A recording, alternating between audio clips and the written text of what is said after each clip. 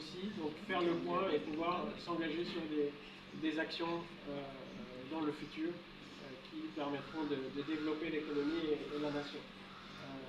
Il est important aujourd'hui que tout le monde puisse trouver sa place.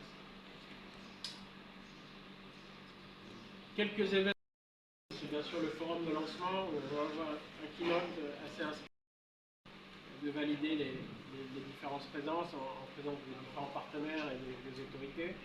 Ce sera aussi un atelier sur le financement des entrepreneurs.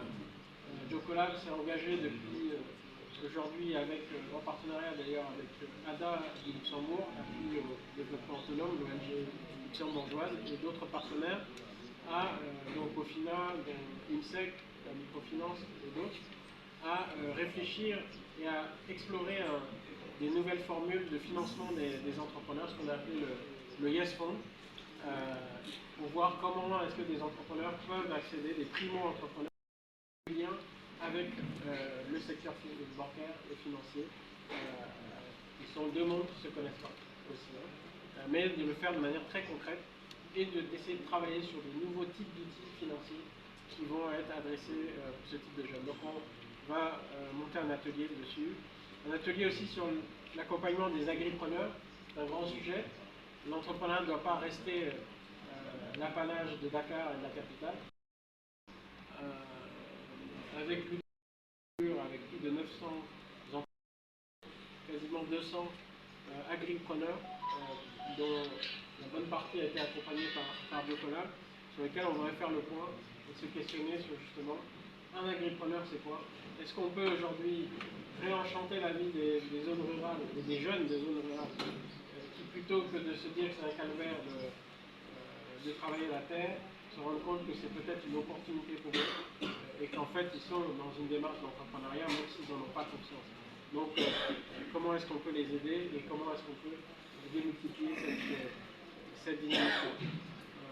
Nous voudrions, et là on est en discussion avec les écoles et les universités, lancer un challenge des écoles. Que nos enfants sont formés dans les écoles, est-ce qu'ils prennent la mesure aujourd'hui de la question de l'entrepreneuriat? On sait que c'est en train de se déployer, notamment le ministère de la formation professionnelle a aujourd'hui mis en place des modules sur l'entrepreneuriat qui sont quasi déployés sur l'ensemble du territoire pour amener les jeunes qui sont dans les formations professionnelles à prendre en compte la dimension entrepreneuriale. Comment est-ce qu'aujourd'hui ça se fait dans tout le dispositif éducatif et de manière très concrète, est-ce qu'on peut faire un pitch, concours, où ces jeunes vont se challenger, ce qui fait aussi, ça va leur créer une dynamique et peut-être l'accompagnement. On est dans nos traditions habitués à avoir des aînés qui conseillent les plus jeunes.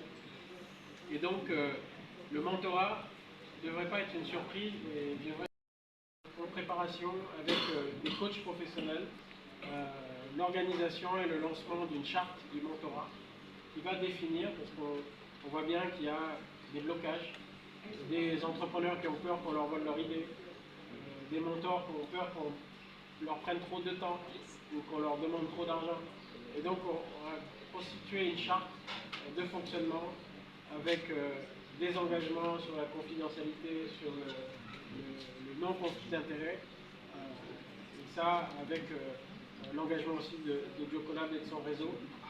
Il faut voir que Jocolab se positionne vraiment comme un tiers de confiance entre les entrepreneurs et les différents acteurs de l'écosystème. Notre raison d'être, ce sont les entrepreneurs. Nous sommes nous-mêmes des entrepreneurs. Jocolab a été une initiative d'entrepreneurs et nous avons cette conviction qu'il faut aujourd'hui que l'ensemble de l'écosystème fonctionne ensemble pour pouvoir marquer des buts en effet à la Coupe du Monde.